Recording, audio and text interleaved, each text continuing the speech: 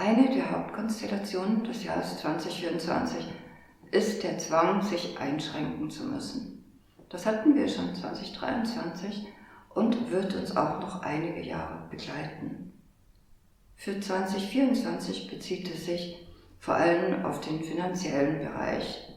Aber es ist auch angezeigt, dass man sich nicht frei bewegen kann. Die Wege sind besetzt. Das werden wir sicher in Kürze sehen bei den großen Demonstrationen. Aber es bedeutet auch, dass die Infrastruktur nicht mehr so funktioniert, wie wir es gewöhnt sind und wie es sein sollte. Das heißt, wir werden nicht tanken oder weniger tanken können. Der Geldautomat wird nicht funktionieren oder weniger Geld ausspucken, als wir eigentlich brauchen. Und es wird immer wieder zu Stromausfällen und zu Stromabschaltungen kommen, was unser tägliches Leben stark beeinträchtigen wird. Stromausfälle und auch Cyberattacken gehören ohnehin bis weit ins nächste Jahr hinein schon beinahe zu unserem Alltag. Die zweite Hauptkonstellation ist der Lebenskampf, der einsame Lebenskampf.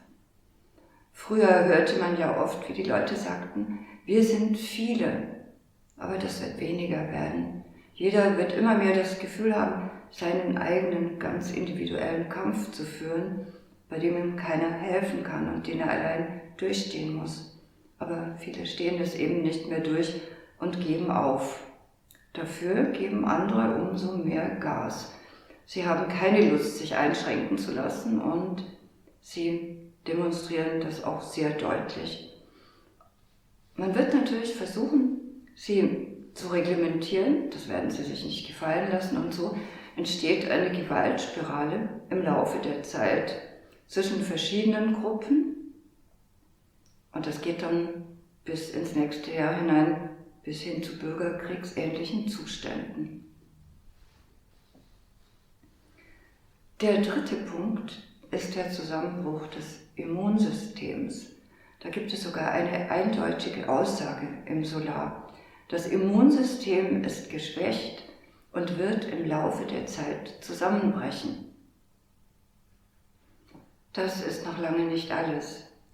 Aber um das Ganze richtig einordnen und die Storyline sichtbar machen zu können, ist es sinnvoll, einmal die Jahre 2020 bis 2029 zu betrachten. 2020 habe ich das erste Mal geschrieben, dass wir mitten in einem Epochenwandel stehen und über 2020 schrieb ich, dass es zu einem Ausnahmezustand kommen wird, zu Einschränkungen und dass am Ende der Status quo aufgehoben sein wird. Das haben wir erlebt. Wir bekamen eine neue Normalität. 2021 schrieb ich, es wird noch mehr Gewalt geben, noch mehr Lockdown, noch mehr Einschränkungen und damals begann das große Stechen. Ich schrieb auch, dass sehr viele Tote geben würde. 2021 begann die große Stecherei und es begann die Übersterblichkeit. Über 2022 schrieb ich, dass es ein Kriegsjahr sein würde. Damals begann der Ukraine-Krieg. Und ich schrieb, dass Russland wie Phönix aus der Asche steigen würde. Und zum errechneten Zeitpunkt stieg auch der Rubel. Und über 2023 schrieb ich, dass sehr viele Migranten ins Land kommen würden, mehr als je zuvor, und dass Deutschland in der Nähe des Staatsbankrotts stehen würde. Und genau an diesem Punkt sind wir heute. 2024, wie gesagt, haben wir den Lebenskampf, den Zwang, uns einzuschränken und das zusammenbrechende Immunsystem. 2025 ist die Hauptkonstellation der Volkszorn, und zwar wegen Nahrung und der schlechten Umweltbedingungen. 2026 ist ein Katastrophenjahr und im Jahr 2027 werden wir mit den Folgen von 2020 und 2021 auf eine Weise konfrontiert sein, das wird uns den Atem rauben. 2028 und 2029 haben wir die Nahrungsmittelknappheit. Das bedeutet nicht, dass jeder verhungern wird. Es wird aber sehr schwer werden für uns alle, an Nahrung zu gelangen, zum Teil wegen der brechenden Lieferketten, aber auch aus anderen Gründen. Und wir werden nicht alles haben, was wir brauchen. Vor allem ist es schwierig für uns, an gute Nahrung zu gelangen. Aber es wird, und das bezieht sich jetzt vor allem auf Mitteleuropa, keine Hungersnot geben, wie wir es 1946 im sogenannten Hungerwinter erlebt haben. Trotzdem wäre es sinnvoll zu lernen, selber etwas anzubauen. Allerdings muss man natürlich wissen, dass das nie in toto kompensierbar sein wird. Und deshalb ist es wichtig, dass die Bauern nicht aufgeben, dass sie ihre Höfe nicht einfach schließen und dicht machen, denn 2028, 2029 werden wir die Bauern mehr brauchen denn je und ohne unsere Bauern würde es wirklich sehr schlimm werden in Deutschland. Alles wird dann regionaler ablaufen, es wird sehr viel beschwerlicher sein und es gibt nur noch das Allernötigste. Man wird sogar um Nahrung kämpfen. 2029 ist die Hauptkonstellation die große Gefangenschaft. Das bedeutet nicht, dass jeder Ort der Welt zu einer 15-Minuten-Stadt umgebaut wurde. Und es sagt auch noch nichts darüber aus, wer, wann und warum der Gefangene sein wird. Die Jahresvorschauen könnt ihr alle nachlesen bis 2024 auf MM-News, wo diese regelmäßig veröffentlicht wurden. Mein Name ist Christiane Duram. Ich bin seit 40 Jahren Astrologin und veröffentliche auf meiner Internetseite astroseiten.de seit 17 Jahren täglich Informationen und Prognosen zum Zeitgeschehen. Ich habe in meinem Leben über 16.000 persönliche Beratungen gemacht und außerdem zahlreiche Kurse, Webinare, Seminare. Heute mache ich keine persönlichen Beratungen mehr, sondern Webinare und Videokurse, die so aufgebaut sind, dass jeder wesentlich mehr Input und Informationen über sich erhalten kann, als das über eine Einzelberatung möglich wäre. Die Storyline erzählt also die Entwicklungsgeschichte der Menschheit. Das ist wie ein Zug, der einfach dahin fährt. Und wir sitzen alle in dem Zug, wir sind alle die Menschheit. Manche feiern Party im Restaurantbereich, andere liegen im Schlafwagen und wieder andere stehen gelangweilt auf dem Gang herum. Aber der Zug fährt und fährt und es ist vollkommen egal, wie sich jemand fühlt oder was jemand innerlich erlebt. Es wird niemals die Richtung des Zuges verändern. Die Richtung des Zugs ist festgelegt durch die Schienen, genau wie die Umlaufbahn der Planeten. Und deshalb können die Planeten die Richtung des Zuges erzählen. Und natürlich auch, was es da draußen alles zu sehen gibt. Wir würden uns natürlich alle wünschen, in Richtung goldenes Zeitalter zu fahren. Aber die Frage ist, möchtest du ein schönes Märchen hören oder wissen, was wirklich passiert? Die Storyline ist also vergleichbar mit Überschriften in einer Zeitung, aber sie erzählen nicht, was der Betrachter oder Leser erlebt. Wir erinnern uns, 2020, das Jahr, in dem unsere alte Normalität für immer endete, war ein Jahr, über das auch viele Menschen sagten, das war das beste Jahr meines Lebens. Warum? Weil sie durch das Aufheben des Status quo endlich ihr wahres Potenzial leben konnten. Sie haben die Chance genutzt. Und so wird es auch 2024 und in den Jahren danach sein. Die Hauptaussagen beinhalten nicht das Gesamtgeschehen, aber sie sind der Boden, auf dem alles stattfindet. Und wenn man die Aussagen nacheinander aufstellt, erkennt man die Geschichte. In der Storyline steht übrigens nicht, dass sich die Welt in zwei unterschiedliche Dimensionen aufspalten wird. Seit Jahrtausenden warten die Menschen auf Rettung oder einen Retter, früher auf Jesus oder den Mahdi, später auf außerirdische oder göttliches Eingreifen durch Entrückung oder Naturkatastrophen durch Mutter Erde. Dabei vergisst man beim Warten auf Rettung leicht, dass es ja vielleicht einen bestimmten Grund gibt, warum wir hier sind. Vielleicht haben wir diese Zeit gebucht, um diese Erfahrungen zu machen. Und vielleicht sind wir genau deshalb in diesem Zug. Und wir machen Erfahrungen, vor allem Erfahrungen mit uns selbst, nämlich wie wir mit Herausforderungen und Verwerfungen umgehen. Warten wir auf Rettung oder nutzen wir unsere Chance? Schauen wir uns einmal das Jahr 2024 genauer an. Also zunächst wird es immer enger und dann bricht sich der Widerstand Bahn.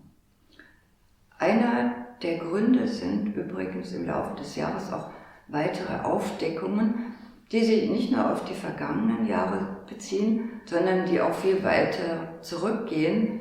Und da werden Dinge ans Licht kommen, die können wir heute überhaupt noch gar nicht glauben. Und es wird eine unglaubliche Wut entstehen.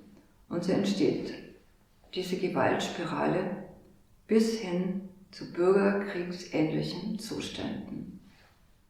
Vor allem wird es eine der größten Umverteilungsorgien geben, die wir je erlebt haben. Und wieder einmal werden die Immobilienbesitzer die Hauptleidtragenden sein. Aber letztlich sind wir alle davon betroffen. Und Wohnen wird sowieso immer stärker reglementiert werden. Die Aussage ist vor allem auch, das Volksvermögen wird von anderen verwaltet. Das Volksvermögen kommt in andere Hände und wird von dort aus verwaltet. Nicht mehr vom Individuum selbst, sondern von anderen, von außen.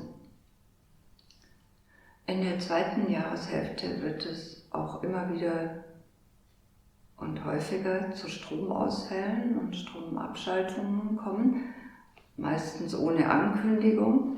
Und dieses Gefühl von Kontrollverlust und Ausgeliefertsein wird viele Menschen depressiv machen, andere wütend, und auch das trägt dann wieder zu dieser Gewaltspirale bei. Zum Thema Lebenskampf. Für die meisten Menschen ist es ein Überlebenskampf. Vor allem für diejenigen, die ihre Arbeit verlieren, dadurch, dass die Industrie abwandert, dadurch, dass viele Betriebe schließen müssen und dadurch, dass es eben sehr viele Insolvenzen geben wird im kommenden Jahr. Besonders drastisch ist die Konstellation Lebenskampf im Zusammenhang mit der Konstellation, dass das Immunsystem zusammenbrechen wird. Wir werden 2024 erneut mit den Themen Gesundheit und Pandemie konfrontiert sein, und zwar auf eine Weise, wie wir das noch nie erlebt haben. Es ist also sinnvoll, das Immunsystem zu schützen und zu stärken. Diese Konstellation bezieht sich aber auch auf die einzelnen Staaten, und es bedeutet, dass das Immunsystem der einzelnen Staaten zusammenbricht. Also das, was für einen Staat wichtig ist, wird immer maroder werden, wird immer mehr zerbrechen, zum Beispiel auch die Familien.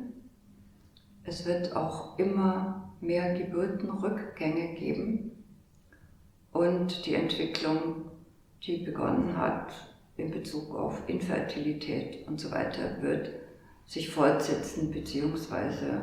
steigern. Hinzu kommt die Konstellation Verlust der Souveränität. Sogar man gibt die Souveränität freiwillig auf. Und es erinnert uns gleich an den WHO-Vertrag, der ja unterschrieben werden soll. Aber das scheint nicht so gut über die Bühne zu laufen für die, wie die sich das vorgestellt haben. Es wird zu Verzögerungen kommen, es wird Probleme geben und das Ganze wird sich wohl zeitlich ins nächste oder sogar übernächste Jahr verschieben. Und bis dahin wird es niemanden mehr interessieren, denn bis dahin wird es schon eine solche Massenverelendung geben in Europa. Da haben wir dann alle ganz andere Sorgen. Der Verlust der Autarkie 2024 bezieht sich vor allem auf die Finanzen. Sobald das Geld zweckgebunden ist, ist es vorbei mit der Autarkie. Und es wird dann auch so sein, dass es manche Leute gibt, die ein eigenes Geld einführen oder Tauschhandel betreiben, aber das wird nicht sehr erfolgreich sein. Ab 2024, und das wird bis 2032 Fahrt aufnehmen, werden sich viele Staaten auflösen und zerfallen. Das habe ich in sehr vielen Länder- und Zyklenhoroskopen gesehen. Die Strukturen, die wir aufgebaut haben seit Hunderten von Jahren, das geht teilweise zurück bis zum Ende des Dreißigjährigen Kriegs, werden zerfallen. Vieles wird es dann nicht mehr geben. Natürlich nicht alles von jetzt auf gleich, aber doch sehr zügig. Viele freuen sich darüber. Man muss aber bedenken, dass durch die Politik heute alles kaputt gemacht wird und dann nicht mehr aufgebaut werden kann, weil das Wissen fehlt. Die Ausbildungen heute sind sehr schlecht. Viele Jugendliche haben überhaupt keine Lust, etwas zu lernen. Sie sehen darin keinen Sinn, sie haben kein Ziel im Leben. Und wenn dann alles zerfallen ist und diejenigen, die heute noch die Macht haben, dann weg sind und auch ihre NWO weg ist, das wird nämlich gar nicht so lange dauern, diese NWO, dann werden wir trotzdem vor einem ziemlichen Scherbenhaufen sitzen, weil uns das Wissen fehlt. Schon in den letzten Jahrzehnten wurde vieles gelehrt, was längst veraltet ist oder gar nicht mehr relevant ist, teilweise widerlegt worden ist. Das heißt, wir müssen weit unter Null wieder anfangen. Es wird auch zu Naturkatastrophen kommen an verschiedenen Orten der Welt, aber vor allem die USA werden betroffen sein. Auch hier wird einiges passieren, was uns dann ganz extrem zurückwerfen wird. Zum Thema Krieg. Grundsätzlich werden Kriegstreiberei und Kriege weitergehen bis 2032. Und viele haben Angst vor einem dritten Weltkrieg. Und man wird uns ganz grauenhafte Bilder zeigen. Bilder. 2024 wird der Staat das Geld noch wie mit der Gießkanne verteilen und die Empfänger dieser Wohltaten werden das natürlich sehr positiv finden, aber in Wirklichkeit ist es natürlich eine Falle. Und das ist auch einer der Gründe, warum es immer mehr zu Gewalt und Übergriffen kommen wird. Und diejenigen, die am Drücker sind, die werden versuchen, mit einer Brachialgewalt ihre Regeln und Gesetze durchzudrücken. Das haben wir so noch nie erlebt. 2023 haben wir darüber gelesen und gehört und es ist ja auch ganz viel angedroht worden, horrende Strafen, wenn man nicht die Heizung richtig einbaut. Aber sie werden das umsetzen. Sie werden anfangen, mit Brachialgewalt ihre Regeln und Gesetze durchzudrücken. Da ist so eine unglaubliche Brachialität zu sehen gegen das Volk, auch gegen die Kritiker. Sowas hat es schon lange nicht mehr gegeben. Ich habe ja gesagt, es gibt nicht nur die Solare, sondern auch die Zyklenhoroskope. Es gibt 7 Jahreszyklen, 10 Jahreszyklen, 20 Jahreszyklen. Und diese Zyklenhoroskope zeigen uns die grundsätzlichen Zusammenhänge, in die alles Geschehen eingebettet ist. Und ein neues Zyklenhoroskop beginnt jetzt am 26. Januar 2024. Und ganz am Anfang, Ende Januar, Anfang Februar, da geschieht so etwas wie ein Break. Und zwar genau in der Zeit, in der wir beschäftigt sind damit, dass die Geldautomaten nicht funktionieren, dass man nicht genug tanken kann oder gar nicht tanken kann, dass alles sehr beschwerlich und reglementiert ist. Genau in dieser Zeit, das sind vielleicht so 4, 5 Wochen, in dieser Zeit gibt es ein Geschehen, das die ganze Welt entsetzen wird. Und das wird unseren Blick auf die Zukunft und auf die Welt, in der wir leben, komplett verändern. Und natürlich werden diejenigen, die die Macht haben, sofort damit beginnen, eine Umverteilungsorgie zu starten, die man sich kaum vorstellen kann. Und die Konstellation heißt der Nachlassverwalter. Da wird das Vermögen von Verstorbenen an die Hinterbliebenen verteilt. Da wird man schon nachdenklich. Der wirtschaftliche Kollaps hat bereits begonnen 2023 und ist nicht mehr aufzuhalten. Es ist ja mehr wie ein Implodieren. Und ich vergleiche es mit Termiten, die ein ganzes Haus bereits zerfressen haben. Aber das Haus steht noch, es bröckelt aber schon langsam an der einen oder anderen Mauer herunter, bis dann das Haus komplett einstürzt. Und wir sind mittendrin. Im Sommer wird das Ganze extremer werden und 2025 heißt eine der Hauptkonstellationen, die falsche Größe bricht zusammen.